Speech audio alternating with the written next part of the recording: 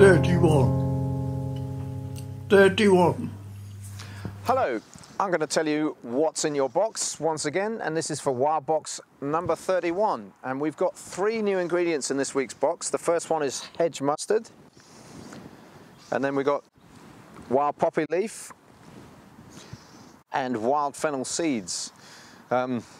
In addition to that, we've got a few things you've seen before. 3-corner garlic. That's going to run right through the winter. I think you're going to see that many more times before we reach the spring.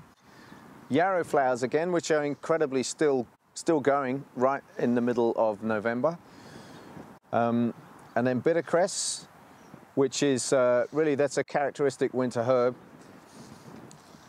And another characteristic winter herb is this smooth sow thistle. So we're going into a bit more detail about the new ones. Fennel seeds, well, fennel has appeared in the Wild Box quite a few times already in the form of leaf, stem, the green and then the yellow flowers and even the green seeds. But this is the final permutation of wild fennel. And of course you'll be familiar with fennel seeds, both as a spice and it's also the main thing that they put in fennel tea. But the wild ones, a little bit more intense. And also you can see them as they come on these umbrella-shaped arrangements. It's necessary to just rub them off the branches there before you use them. Hedge mustard is quite a bitter cabbagey leaf at this stage of growth. Later on, it becomes much more mustardy when it starts to put up its flowering stem, and then it has a kind of wasabi mustard flavour.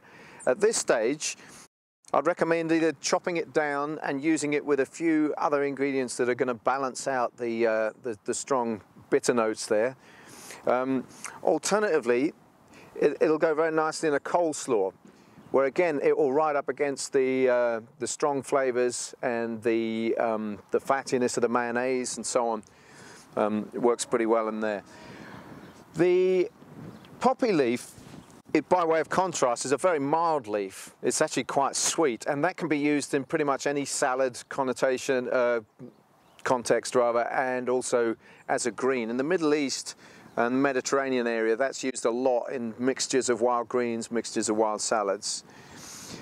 3-corner garlic is just so versatile, but I'd really think in terms of chives with this. You just chop it down and use it in any dish just before you serve it, either cooked or salads, or just scatter it over the top of things like mashed potatoes or roasted veg.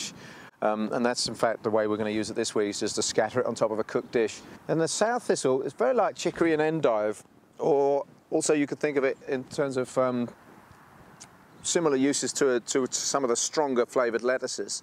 And they can be used either cooked or raw. It's good to appreciate the texture of the mid-ribs and the bases here. It's a really lovely crunch, really lovely earthy flavour, but also just the appearance, the very sort of architectural and visually attractive leaves. This week we are going to chop them down and put them in an egg salad, but I would recommend using them at some point, just use them in a way where you can display that beautiful form there. So yeah, the egg salad will come with bittercress, so we're going to have that classic sort of egg and cress idea. Cress just does in fact mean mustardy leaf. It doesn't mean what is come to be associated with, i.e. the little seedlings that you get, you know, like coriander cress. That's actually, yeah, that's a misuse of the word. So this is a typical cress. It's a mustard flavoured leaf and works very nice with the egg and the earthiness of the sow thistle. The poppy leaf, combined with the bittercress and the 3-corner garlic, is going to be like a scattering of green stuff on the top of a dish, which also has some other nice colours. So it's a red cabbage dish, which turns out purple, of course, and then roasted cauliflower. So I've just called the dish purple, white, and green all over because I just was kind of tickled by the visual aspect there. But the cabbage is cooked with fennel seeds, which gives it a lovely aniseed flavour, and also with some sesame seeds. So there's quite a few different elements just to give a bit of interest to the cabbage. And then we scatter the leaves over with some dressing made from the yarrow vinegar that I'm assuming you'll have still got from last week, but if not, it doesn't matter, just use normal vinegar. Now I come back to the hedge mustard, which, as I said, does have these bitter notes. But with the wild plants, there's quite often some bitterness there, and I'm always keen to put that across as something that's beneficial rather than a problem to be overcome. As a flavour, bitterness is something that appears in fairly familiar contexts for us on a daily basis, you know, like coffee and chocolate, bitter ale, even marmalade. You know, it's an element that's there, but we're familiar with it in the context of other elements, and that's the key thing really to working with bitterness.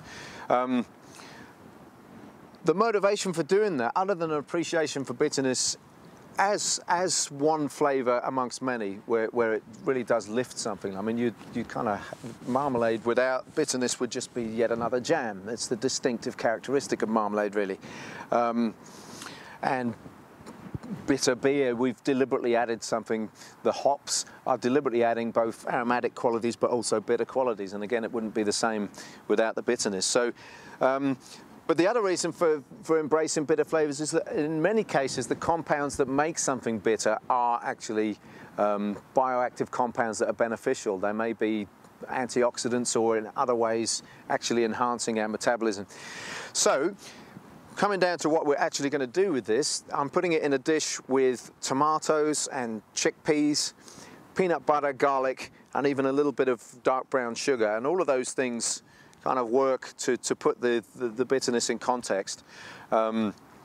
If you still, you know, have reservations, I would say just reduce, maybe like use 2/3 of the hedge mustard in the dish, and then the rest can be just chopped into a salad in the course of a week, or stirred into something else that you cook. For the yarrow this week, we're going to finally get round to cooking it, using it as a culinary herb or spice, because we've noticed the connection of the aroma to this with sage. It's very sage-like, also a little bit lavender-like.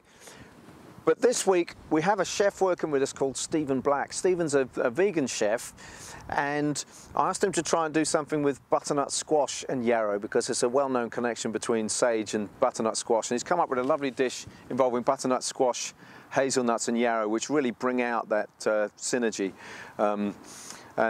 Yeah, I think you'll find that very pleasant. So that's it for this week's What's in Your Box. Warbot number 31. 31.